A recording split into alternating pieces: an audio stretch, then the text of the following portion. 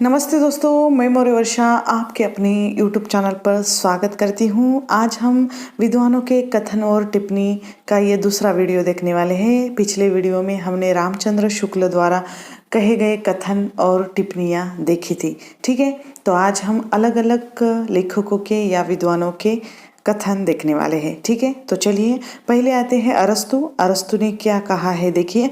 साहित्य हमारी दूषित मनोवृत्ति का रेचन कर देता है। कला प्रकृति का अनुकरण करती है। कला प्रकृति का अनुकरण करती है।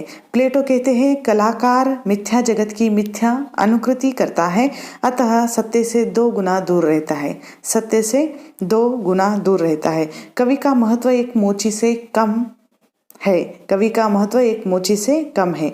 कवि या कलाकार तो नकल की नकल करता है। कवि या कलाकार नकल की नकल करता है। एक गोबर से भरी टोकरी भी सुंदर कही जा सकती है यदि वह अपना कोई उपयोग रखती है। एक गोबर से भरी हुई टोकरी भी सुंदर कही जा सकती है यदि वह अपना कोई उपयोग रखती है। लोंजानस क्या कहते हैं, देखिए। चरित्रवान व्यक्ति की उदात्त रचनाएं दे सकता है। चरित्रवान व्यक्ति ही उदात्त रचनाएं दे सकता है, ऐसा उनका कहना है। औदात्य आत्मा की महानता का प्रतिबिंब है। औदात्य आत्मा की महानता का प्रतिबिंब है। रिचर्ड कहते हैं भाषा में लहजा यानी टोन का विशेष महत्व या महत्वपूर्ण है, जिसका आधार संबंध न होकर भावदशा है। यानी भाषा में लहजा या टोन का विशेष महत्व है या महत्वपूर्ण है, जिसका आधार संबंध न होकर भावदशा है। शब्दों के अर्थबोध एवं बिंब ग्रहण से हमें काव्यार्थ का बोध होता है। एक अनुभूति सबकी अनुभूति बना देना कवि का संप्रेषण कौशल्य है। एक अनुभूति सबकी अनुभूति बना देना कवि का संप्रेषण कौशल्य है। फजर कहते हैं आधुनिकता को अपनी सुरक्षा के लिए अतीत से संबंध रखना चाहिए। आधुनिकता को अपनी सुरक्षा के लिए अतीत से संबंध रखना चाहिए। कॉलरिज कहते हैं कल्पना मानव मस्तिष्क की बिंब विधायनी शक्ति है। मानव मस्तिष्क की बिंब विधायनी शक्ति है। ग्रामीण भाषा में काव्य की ग्रहण अनुभूतियों को व्यक्त करने की क्षमता नहीं होती है, ऐसा कॉलरिज ने कहा है। ग्रामीण भाषा में काव्य की ग्रहण अनुभूतियों को व्यक्त करने की क्षमता नहीं होती है। मैथ्यू अर्नोल्ड कहते हैं काव्य जीवन की आलोचना है। काव्य जीवन की आलोचना है। ब्रूचर कहते हैं कौन कहता है कवि अनुकर्ता है, वह तो ईश्वर की तरह काव्य जगत का निर्माता है, स्वयं करता है। अनुकरण का अर्थ है सादृश्य विधान के द्वारा मूल वस्तु का पुनर्व्याख्यान। अनुकरण का अर्थ है सादृश्य विधान के द्वारा मूल वस्तु का पुनर्व्याख्यान। ट्रेजेडी का कर्तव्य कर्म केवल करुणा त्रास के लिए माध्यम प्रस्तुत करना नहीं, अपितु एक सुनिश्चित कलात्मक परितोष प्राप्त करना है, बूचर ने कहा है। नित्शे कहते हैं ईश्वर मर चुका है, चर्च उसकी कब्रगाह है और मनुष्य अपने भाग्य का निर्माता है। यानी ईश्वर मर चुका है, चर्च उसकी कब्रगाह है और मनुष्य अपने भाग्य का निर्माता है। प्रोफेसर मरे कहते हैं अनुकरण का अर्थ सर्जना का अभाव नहीं अपितु पुनर्सर्जना है। गिलक्राइस्ट कहते हैं इस बोली से मैं सारे हिंदुस्तान को समझ सकूंगा। किस बोली से? हिंदी से। फ्राइड अचेतन यानी अवचेतन मन की इच्छाएं ही कला, साहित्य और स्वप्न में अभिव्यक्त होती है। एकलर कहते हैं मानव मन की मूल परिचालिका हीनता ग्रंथि है।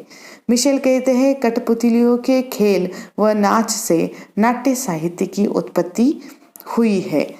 ग्रियर्सन कहते हैं गंगा के समस्त कोठे में बंगाल और पंजाब बीच अपनी अनेक भारतीय बोलियों सहित केवल एकमात्र प्रचलित भाषा हिंदी ही है। राधा चरण गोस्वामी कहते हैं यदि सुर सुर है तो बिहारी उस मेघ के समान है जिसके उदय होते ही सबका प्रकाश आच्छन्न हो जाता है। गोविंद त्रिगुणायत कहते हैं घासलेटी साहित्य का प्रवर्तन प्रयोगवाद के नाम से किया गया है। जयशंकर प्रसाद के कथन देखिए, रंगमंच नाटक के अनुकूल होना चाहिए, न कि नाटक रंगमंच के अनुकूल। वीरता जब भागती है तब उसके पैरों से राजनीतिक छल छंद की धूल उड़ती है। ये ध्रुव समने नाटक की पंक्तियां है या कथन है। देवी जीवन विश्व की संपत्ति है, प्रमाद क्षणिक आवेश से या दुख की कठिनाइयों से उसे नष्ट करना ठीक तो नहीं। ध्रुव स्वामिनी। राजनीति ही मनुष्य के लिए सब कुछ नहीं है। राजनीति के पीछे नीति से भी हाथ न धो बेटो। पुरुषों ने स्त्रियों को पशु संपत्ति समझकर उन पर अत्याचार करने का अभ्यास बना लिया है। वह मेरे साथ नहीं चल सकता। ध्रुव स्वामिनी। आर्य क्रियाओं का लोप हो जाने से इन लोगों को वृषलत्व मिला। वस्तुतः ये क्षत्रिय है। चंद्रगुप्त। मेरी इच्छा भारतीय इतिहास के अप्रकाशित अंश में से है। उन प्रकांड घटनाओं का दिग्दर्शन कराने की है जिन्होंने हमारी वर्तमान स्थिति को बनाने में बहुत कुछ प्रयत्न किया। कला स्व को कलन करने या रूपायित करने का माध्यम है। आधुनिक युग का रहस्यवाद उसी प्राचीन आनंदवादी रहस्यवाद का स्वाभाविक विकास है। शाश्वत चेतना जब श्रेय ज्ञान को मूल चारित्व में ग्रहण करती है तब काव्य का सृजन होता है। काव्य आत्मा की संकल्पनात्मक अनुभूति है। निर्मोह कल के काले पट पर कुछ अस्फुट रेखा, यानी ये आंसू का वाक्य है या आंसू काव्य संग्रह की ये पंक्तियाँ हैं जो जयशंकर प्रसाद द्वारा लिखित है। ठीक है। निराला के कथन देखिए। देखते नहीं मेरे पास कवि की वाणी, कलाकार के हाथ, पहलवान की छाती और फिलासफर के पैर है। मनुष्य की मुक्ति की तरह कविता की भी मुक्ति होती है। मनुष्य की मुक्ति कर्म बंधन से छुटकारा पाना है और कविता की मुक्ति छंदों के शासन से अलग हो जाना है। सुमित्रानंदन पंत। कविता करने की प्रेरणा मुझे प्रकृति निरीक्षण से मिली। छायावाद काव्य न रहकर केवल अलंकृत संगीत बन गया था। कविता के लिए चित्र भाषा की आवश्यकता पड़ती है। उसके शब्द सस्वर होने चाहिए, जो बोलते हो, जो अपने भावों को अपनी धुनी में आंखों के सामने चित्रित कर सके। पल्लव भूमिका। मधुशाला की मादकता अक्षय है। भाषा संसार का नाद में चित्र है, ध्वनि में स्वरूप है। यानी पल्लव की भूमिका में ये पंत ने कहा है। विद्यानिवास मिश्र के कथन देखिए। मुक्तिबोध का काव्य ऐसा नर काव्य है जिसमें नारायण के आंखों की व्यथा भरी हुई है। मुक्तिबोध कहते हैं कि मैं मुख्यतः विचारक न होकर केवल कवि हूँ। काव्य एक सांस्कृतिक प्रक्रिया है। अब अभिव्यक्ति के सारे खतरे उठाने ही होंगे। नई कविता वैविध्यमय जीवन के प्रति आत्मचेतन व्यक्ति की प्रतिक्रिया है। आगे कहते हैं, मुझे विश्वास है विद्रोही बनते नहीं उत्पन्न होते हैं। दुख सबको मांझता है, सप्त को, और उसके बाद की हिंदी कविता नई कविता है। उनकी राष्ट्रीयता, चेतना और व्यापकता, सांस्कृतिक दृष्टि, उनकी वाणी का ओज और काव्य भाषा के तत्वों पर बल, उनका सात्विक मूल्यों का आग्रह उन्हें पारंपरिक रीति से जोड़ रखता है। आगे ने कहा है, कुंवर नारायण, मेरे लिए स्थापित सत्य उतने महत्वपूर्ण नहीं जितनी वह बुद्धि जिसने उन सत्य को जन्म दिया है। कविता में कवि का व्यक्तित्व मुखरित होता है। कमलेश्वर कहते हैं, शंख इंग्लैंड में बज रहा था, गूंज हिंदुस्तान में आ रही थी। हरिवंश राय बच्चन कहते हैं, दिनकर जी को एक नहीं बल्कि गद्य, पद्य, भाषा और हिंदी सेवा के लिए अलग अलग 4 ज्ञानपीठ पुरस्कार दिए जाने चाहिए। भगवती चरण वर्मा कहते हैं कि मैं मुख्य रूप से उपन्यासकार हूँ, कवि नहीं। आज मेरा उपन्यासकार ही सजग रह गया है, कविता से लगाव छूट गया है। रामधारी सिंह दिनकर के कथन है, कविता तो कवि की आत्मा का आलोक है। मैं कविता को जीवन तक पहुँचने की सबसे सीधी और सबसे छोटी राह मानता हूँ। यह मस्तिष्क की नई हृदय की राह है। चित्रकारी और बिंब बिना कविता को खूबसूरत तो बनाती है, लेकिन कविता की शक्ति किसी ऐसे दिशा से आती है। कोरे बिंबों का खेल कोरी आतिशबाजी का काम है। चिंतन की अपेक्षा कर्म सत्य के अधिक समीप होता है। समालोचना काव्य की अंतर्धाराओं का विश्लेषण है। नई कविता का मंसूबा सूत्र शैली में बोलने का मंसूबा है। सावधान मनुष्य, यदि विज्ञान है तलवार। ये हिंदी के इतने सारे कवियों के बीच घनानंद ही अपने आंसुओं से रो रहे हैं, किराए के आंसुओं से नहीं। मैं प्रयोगवाद का अगुआ नहीं पिछलगुआ हूँ। डॉक्टर नगेंद्र के कथन है, देखिए, कवि की असाधारण मेधा ही प्रतिभा है। प्रेमचंद के साहित्य पर सर्वत्र शिव का शासन है। सत्य और सुंदर शिव के अनुचर होकर आते हैं। भक्तिकाल की वेगवती धारा को रीति पथ पर मोड़ने के लिए प्रभावशाली व्यक्तित्व की आवश्यकता थी। प्रतिभा से पुष्ट यह व्यक्तित्व केशव का था। भक्ति उनके लिए मनोवैज्ञानिक आवश्यकता थी। हिंदी के रीति आचार्य निश्चय ही किस नवीन सिद्धांत का आविष्कार नहीं कर सके, कैसे ऐसे व्यापक आधारभूत सिद्धांत का जो काव्य चिंतन को एक नई दिशा प्रदान करता संपूर्ण रीतिकाल में अभाव है। डॉक्टर नगेंद्र। हजारी प्रसाद द्विवेदी के कथन है, नारी शरीर देव मंदिर की भांति पवित्र है।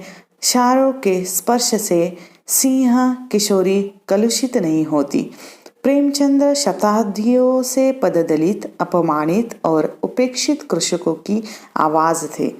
रीतिकालीन नारी विलास का एक उपकरण मात्र है। यहाँ नारी कोई व्यक्ति या समाज के संगठन की इकाई नहीं, यथासंभव मुक्त विलास का एक उपकरण मात्र है। लोकनायक वही हो सकता है जो समन्वय कर सके। गोरखनाथ अपने युग के सबसे महान धर्म नेता थे। उनकी संगठन शक्ति अपूर्व थी। वे अहिंदी भाषी जनता में भी बहुत लोकप्रिय थे, क्योंकि उनका हिंदी में प्रेम दूसरों की अपनी मातृभाषा के प्रति श्रद्धा और प्रेम का विरोधी नहीं बल्कि प्रेरक था। यदि हार्दिक भाव की प्रेक्षणीयता काव्य का उत्तम गुण हो तो निस्संदेह रैदास के भजन इस गुण से समृद्ध है। ठीक है, आगे का कथन है, देखिए, हजारी प्रसाद द्विवेदी का। निराला की रचनाएं साधारण पाठकों को तो दुर्बोध मालूम ही होती है, उनके प्रशंसकों को भी कभी कभी दुरूह लगती है। गणपति चंद्र गुप्त। इमोशन और एटीट्यूड के बीच का संबंध वही है जो संचारी और स्थायी भाव का है। नई कहानी का सबसे बड़ा वैशिष्ट्य है कथा तत्व का रास। जब तक मानव हृदय में रागात्मकता का अवशेष रहेगा, तब तक बच्चन की कविता का आकर्षण चिरंतन एवं चिरस्थायी रहेगा। नामोर सिंह के कथन देखिए, कल्पना कवि कानन की रानी है। छायावाद के बारे में कहा है, दिनकर जी सचमुच ही अपने समय के सूर्य की तरह तपे। मैंने स्वयं उस सूर्य का मध्याह्न भी देखा है और अस्ताचल भी। वे सौंदर्य के उपासक और प्रेम के पुजारी थे। रामविलास शर्मा। वर्ण भेद के आधार पर भक्तिकाल की व्याख्या नहीं की जा सकती। दूसरा है, निराला के राम तुलसीदास के राम से भिन्न और भवभूति के राम के निकट है। काव्य एक महान सामाजिक क्रिया है जो सामाजिक विकास के समांतर विकसित होती रहती है। विनय मोहन शर्मा। छायावाद ने महादेवी को जन्म दिया और महादेवी ने छायावाद को जीवन। महादेवी जी के काव्य में हमें छायावाद का शुद्ध रूप मिलता है। रामस्वरूप चतुर्वेदी। सूर पूरी तरह से गृहस्थ मास के कवि थे। श्री नारायण चतुर्वेदी। तुलसीदास जी के बाद से अब तक हिंदी काव्य जगत में निराला जी की काव्य प्रतिभा का कोई कवि नहीं हुआ। राम कुमार वर्मा कहते हैं, परमात्मा की छाया आत्मा में और आत्मा की छाया परमात्मा में पड़ने लगती है। उसमें जहाँ एक और ईश्वरवाद की निश्चित धारा उपस्थित की गई है, वही दूसरी ओर विकृत करने वाली समस्त परंपरागत कड़ियों पर आघात किया गया है। सिद्ध साहित्य का महत्व इस बात में बहुत अधिक है कि उससे हमारे साहित्य के आदि रूप की सामग्री प्रामाणिक ढंग से प्राप्त होती है। भगीरथ मिश्र कहते हैं, रीति काव्य के रचयिता यौवन और वसंत के कवि है। निराला की अधिकांश कविताओं की पृष्ठभूमि में राष्ट्रीयता का रंग विद्यमान मिलेगा। शृंगारिकता के प्रति रीतिकालीन कवियों का दृष्टिकोण भोगपरक था। बालकृष्ण भट्ट के कथन देखिए, साहित्य जन समूह के हृदय का विकास है। हिंदी के 3.5 सुलेखक थे। बाबू हरिश्चंद्र अर्थात भारतेंदु हरिश्चंद्र, ब्राह्मण मासिक पत्र के संपादक प्रताप नारायण मिश्र और राधाचरण गोस्वामी, आधा पीयूष प्रवाह संपादक अंबिका दत्त व्यास। बाल मुकुंद गुप्त के कथन है, हिंदी साहित्य के आकाश में हरिश्चंद्र के उदय होने के थोड़े ही दिन पश्चात ऐसा चमकता हुआ तारा उदय हुआ था जिसकी चमक दमक को देखकर लोग इसे दूसरा चंद्र कहने लगे थे। प्रताप नारायण मिश्र के बारे में बालमुकुंद गुप्त ने ये कहा था। बच्चन सिंह कहते हैं, जायसी की अवधि अवधि का अर्धान है। महावीर प्रसाद द्विवेदी कहते हैं, मैं तो सरल भाषा के लेखक को सबसे बड़ा लेखक मानता हूँ। अर्थ सौरस्य ही कविता का प्राण है। शांति प्रिय द्विवेदी कहते हैं, छायावाद एक दार्शनिक अनुभूति है। श्याम सुंदर दास का कथन है, चिंतन के क्षेत्र का ब्रह्मवाद कविता के क्षेत्र में भावुकता और कल्पना का आधार पाकर छायावाद यानी रहस्यानुभूति बन जाता है। धर्मवीर भारती कहते हैं, प्रयोग अपने आप में इष्ट नहीं है, वरन वह दोहरा साधन है। एक तो वह उस सत्य को जानने का साधन है जिसे कवि प्रेषित करता है, दूसरे वह उस प्रेषण क्रिया को और उसके साधनों को जानने का साधन है। ठीक है, रामचंद्र शुक्ल के कथन और टिप्पणियाँ तो हमने देख लिए हैं। ठीक है, इसके अलावा भी बहुत सारे जो कथन या टिप्पणियाँ हो सकती हैं, अगर आपको मिलती हैं तो मुझे आप मेरे टेलीग्राम चैनल पर भेज सकते हैं। ठीक है, अब हम इसके बाद बहुत सारे पंक्तियाँ भी है देखने वाले हैं और बहुत सारे जो छोटे छोटे भाग जो नेट की परीक्षा में महत्वपूर्ण होंगे वे मैं अगले वीडियो में डाल दूंगी। तब तक के लिए धन्यवाद।